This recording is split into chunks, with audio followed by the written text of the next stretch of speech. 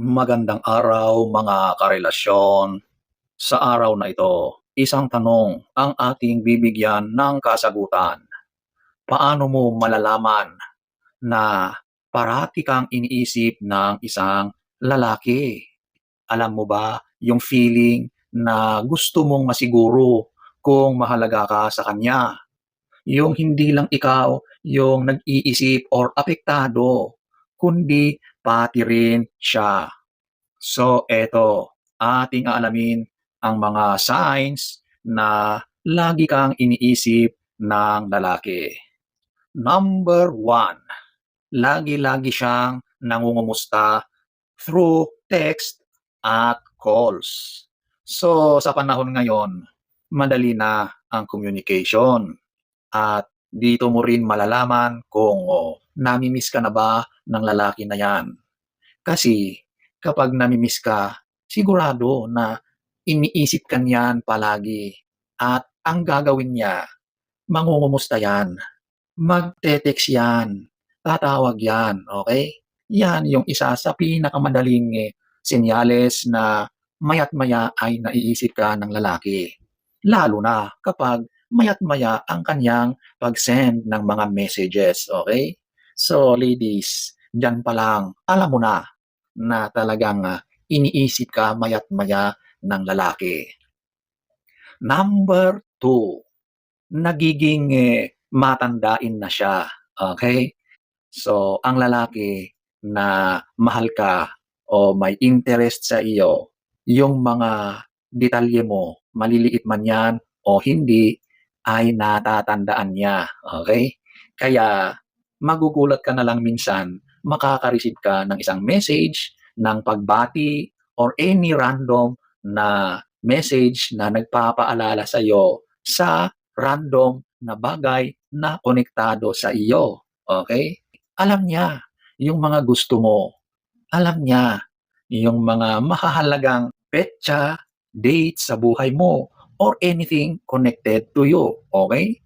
Dito mo malalaman na ang lalaki na yan ay pinapahalagahan ka. Kasi naiisip na niya yung mga bagay-bagay na tungkol sa iyo at iyon ang ginagawa niyang dahilan para makipag-communicate sa iyo or para lumapit sa iyo. Number three, meron siyang mga sorpresa sa iyo. Madalas, mga random na regalo, kahit maliit lang. Ang mahalaga, galing sa puso niya. O, di ba? So, ang lalaki na ito, pinaghahandaan niya na magbigay sa iyo ng something na alam niya na special sa iyo. At alam niya na gusto mo ang bagay na ito. Tuwing nag-uusap kayo, nagkwekwentuhan kayo, yung mga detalye ng mga sinasabi mo, natatanim sa isip niya yon. Kaya pagdating sa mga bagay na gusto kanyang i-surprise, yun yung kanyang kinukuha, binibili, or ginagawa para i-surprise kanya. Bibigyan ka ng any random gift na galing sa kanya. Okay? So, itong mga gestures na ito, sign yan na lagi kanyang iniisip. Ikaw talaga ang laman ng kanyang isipan. Number four, yung bigla-bigla na lang siyang nangungumusta at any time of the day. Magugulat ka minsan na gabing-gabi na, tapos bigla kang makaka-receive ng message at galing sa kanya yun. Yung simpleng pagsabi na kumusta ka na, hindi mo inaasahan na sa ganong oras ay makakatanggap ka pa ng message mula sa kanya. So it only means na talagang iniisip ka niya, nami-miss ka niya. Kaya kahit alanganing oras na ng araw or gabi, ay bigla na lang siyang nagme-message sa iyo. Obvious na obvious yan kapag ganyan ang ginagawa niya sa iyo. Iniisip ka niya, promise. Number five, yung nag-i-improve siya sa sarili niya. Alam niyo, ang lalaki kapag iyan ay tinamaan ng pagmamahal, na in love sa iyo, sigurado na may pagbabago ang mangyayari sa kanya, sa pagkatao niya. Yung pag-improve niya sa sarili niya, may it be physically or yung emotionally, yung personality niya mismo, okay? ang mga pagbabago na ito ay nangyayari dahil sa iyo. Nangyayari ito dahil gusto niya na magustuhan mo siya, na ma-impress ka sa kanya, na sana ay magiging kayo. So ito ay nangyayari dahil iniisip ka niya maya't maya.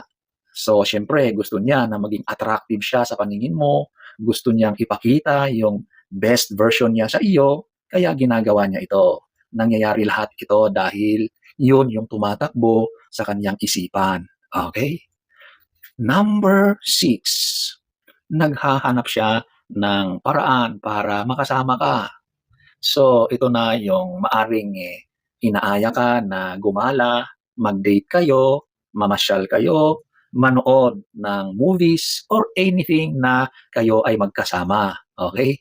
Ang mga ito, pinaghahandaan niya ito, okay? Hindi siya basta-basta na lang mag-aaya na hindi siya handa. So, before that ay talagang pinag-isipan niya yung mangyayari. Gumagawa siya ng plano, nag-iisip siya ng mga bagay-bagay na maaari niyong gawin kapag nagkita kayo, okay? So, beforehand ay talagang ito ang tumatakbo sa kanyang isipan. So, once na nag-aya ang isang lalaki na magkita kayo or anything na inaaya ka para magkasama kayo, isang sign yan na iniisip ka niya. Kasi yung pagkikita na yon, matagal na preparasyon ang kanyang ginawa. Talagang yan ay pinaghandaan. Okay? Number 7, minsan binibigyan ka ng pagkain. Wow, ang sweet, 'di ba? So, magugulat ka minsan na kapag nagkita kayo, meron siyang dalang pagkain. At yung pagkain na yon, isa sa mga paborito mo. Oh, 'di ba? So ladies, kapag, may mga ganyang ginagawa ang, lalaki sa iyo, ibig lang sabihin niyan ay talagang, natatandaan niya yung mga sinasabi mo sa kanya or nakikita niya yung mga gustong-gusto mong kinakain, yung mga paborito mo. At, kapag yung lalaki ay mag-isa, iniisip niya ang mga 'yan. So, kapag alam niya na magkikita na kayo, pinaghahandaan niya yung pagkain na 'yan. It's either siya mismo ang gagawa or bibili siya sa labas para meron siyang ibibigay sa iyo na alam niya na siguradong magugustuhan mo. Oh, 'di ba? Yung mga ganiyang, ginagawa talaga namang, halatang-halata na ikaw talaga ang laman ng kaniyang isipan. Tandaan, ang, isang totoong lalaki ay, gagawin ang lahat para sa iyo. Ginagawa kang priority at ang mga gawain na ito, ibig sabihin niyan nagagawa niya dahil laman ka ng kaniyang isipan. So, sana ay nagustuhan niyo ang ating topic for today. Next story time, don't forget to subscribe.